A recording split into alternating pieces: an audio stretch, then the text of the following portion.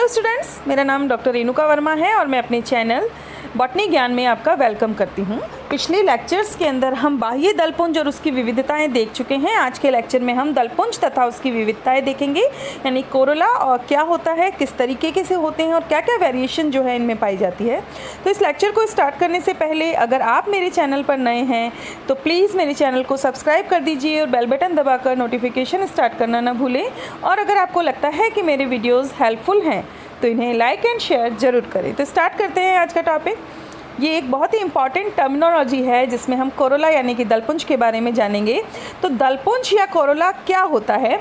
ये एक फ्लावर का सेकंड और अट्रैक्टिव वर्ल होता है जो कि कैलिक्स के अंदर की तरफ प्रेजेंट होता है, या हम कह सकते हैं एक फूल में जो कलरफुल पार्ट होता है, पुष्प के अंदर जो कलरफुल पार्ट या वर्ल होता है उसे हम कोरोला कहते हैं, जो कि कैलिक्स के अंदर प्रेजेंट होता है।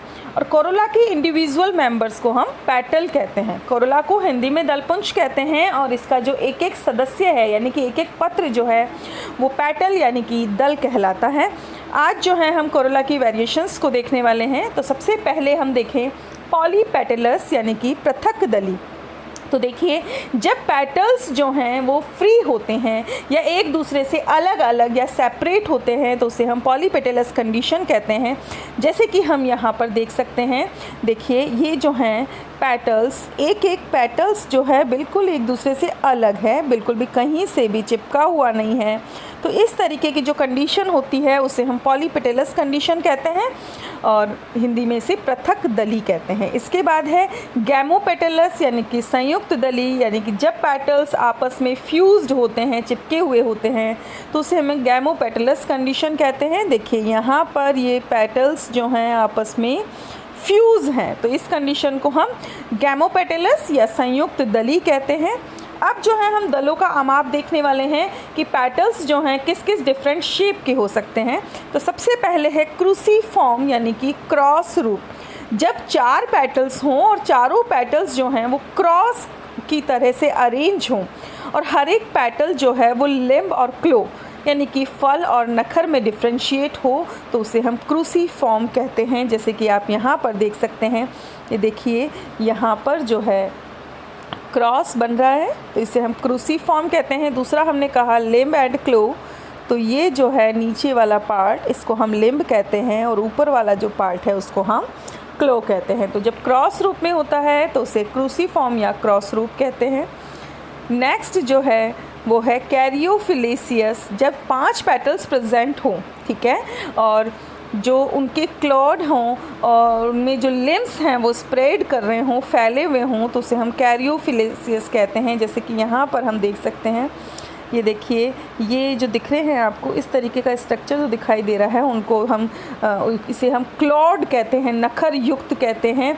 और यहाँ पर ये जो पूरा हिस्सा है पेटल का ये इस तरीके से फैला हुआ है, तो इस तरीके के जो पेटल्स होते हैं उन्हें हम कैरियोफिलेसियस कहते हैं। नेक्स्ट है रोजेसियस यानी कि गुलाबवत। जब 5 या 5 से ज़्यादा पेटल्स प्रेजेंट हों और जिस तरीके से रोज़ में पेटल्स प्रेजेंट होते हैं उस तरीके से स्प्रेडेड हों या हम कह सकते हैं फैले हुए हों तो उसे हम रोजेसियस कहते हैं। देखिए इस एग्जाम्पल में आपको दिख रहा है कि जिस तरीके से रोज़ में पेटल्स होते हैं इस तरीके के पेटल्स अगर किसी में दिखते हैं तो उसे हम गुलाबवत या रोजेशियस कहते हैं। नेक्स्ट है ट्यूबुलर। जब पेटल्स आपस में जुड़कर एक ट्यूब लाइक स्ट्रक्चर का फॉर्मेशन करते हैं, जैसे कि यहाँ पर इमेज में हमको दिखाई दे रहा है, ये जो हैं पेटल्स इन्होंने जो है ट्यूब जैसी स्ट्रक्चर बना ली है तो उसे हम ट्यूबुलर या नलिकाकार कहते हैं। नेक्स्ट है कैम्पन्युलेट यानी कि घंटाकार। जब पेटल्स आपस में जुड़कर घंटी की तरीके का स्ट्रक्चर बनाते हैं, बेल लाइक स्ट्रक्चर बनाते हैं, जैसे कि यहाँ इमेज में हमें दिख रहा है, ये देखिए इस तरीके का स्ट्रक्चर जैसे घंटी होती है वैसा स्ट्रक्चर बनाते हैं तो उसे हम कैम्पन्युलेट या घंटाकार कहते हैं। नेक्स्ट है लिग्युलेट। लिग्युलेट यानी कि जीविकाकार।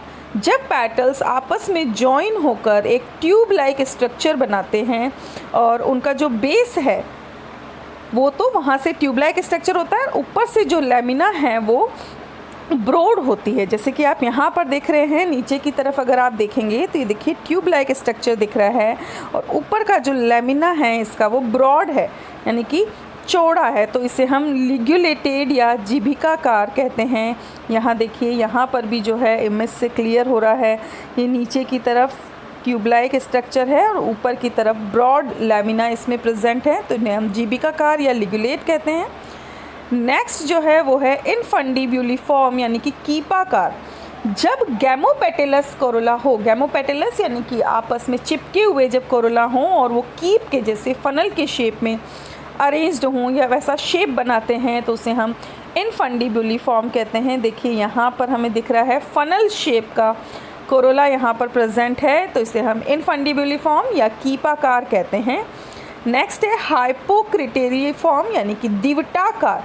जब अगेन गैमोपेटेलस हों यानी कि संयुक्त दली हों, जो दल हैं वो, और वो ट्यूबुलर शेप बनाए बेस पर, और ऊपर जो 5 लोब्स हों वो 90 डिग्रीज पर प्रेजेंट हो। देखिए जैसे कि यहाँ पर दिख रहा है, तो इसे हम दिवटाकार या हाइपोक्रिटेरिफॉर्म कहते हैं। देखिए इस तरीके से नीचे की तरफ और ऊपर जो हैं इस तरीके से 90 डिग्री का यहाँ पर 5 लोब्स प्रेजेंट हैं, तो इसे हम दीवटाकार कहते हैं, दीपक की तरह की संरचना कहते हैं।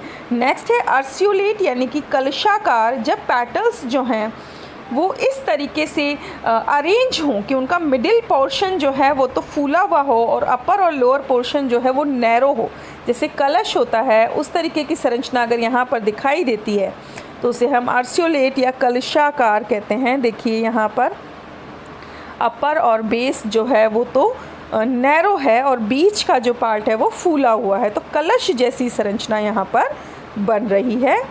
ठीक है, ये देखिए ओरिजिनल फ्लावर है, यहाँ पे कलश जैसी स्ट्रक्चर हमें दिख रही है। नेक्स्ट है रोटेट यानी कि चक्राकार।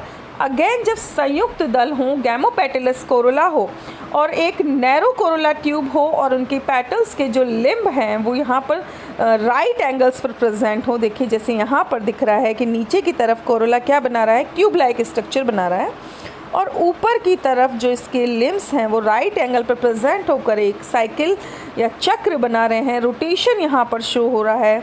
तो इस टाइप के पेटल्स को हम रोटेट यानी कि चक्राकार कहते हैं।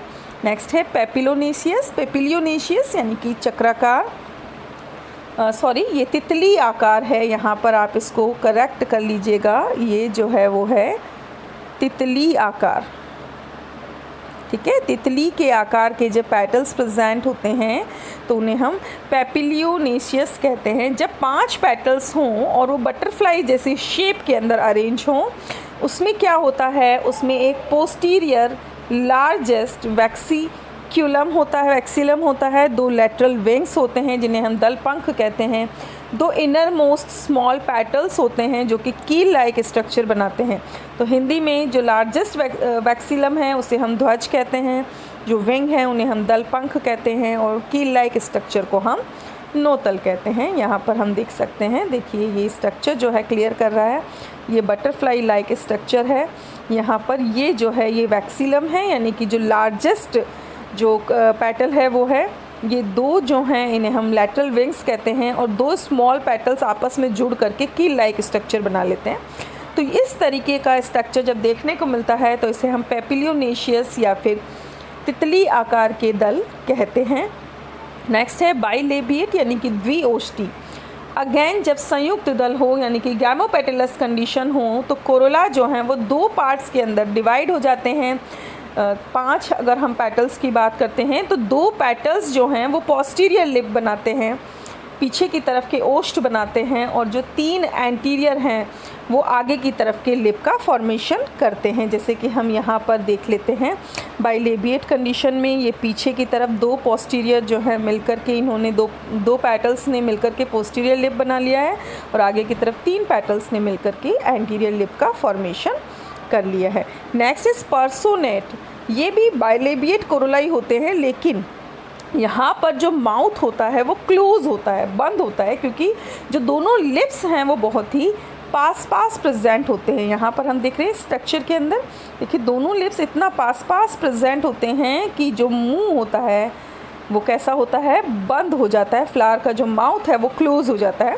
तो जब बाइलेबिएट कंडीशन में माउथ क्लोज हो तो उसे पर्सोनेट कहेंगे, और जब माउथ ओपन हो तो उसे हम बाइलेबिएट कंडीशन कहेंगे। तो ये था कोरोला एंड उसमें वेरिएशंस। आई होप ये आपको अच्छे से क्लियर हो गया होगा। ये बहुत ही इजी टॉपिक है, लेकिन यहाँ पर जो टर्म्स यूज़ होती है वो टैक्सोनॉमी के पर्पज़ से बहुत ही यूज़फुल है। तो आप इन टर्म्स को ध्यान रखिएगा ताकि आपको किसी भी फ्लावर का टैक्सोनॉमिक डिस्क्रिप्शन करने में प्रॉब्लम ना आए। मिलते हैं नेक्स्ट लेक्चर में, तब तक बने रहें मेरे साथ। Thanks for watching and stay tuned to botany Gyan for more informative videos. Thank you.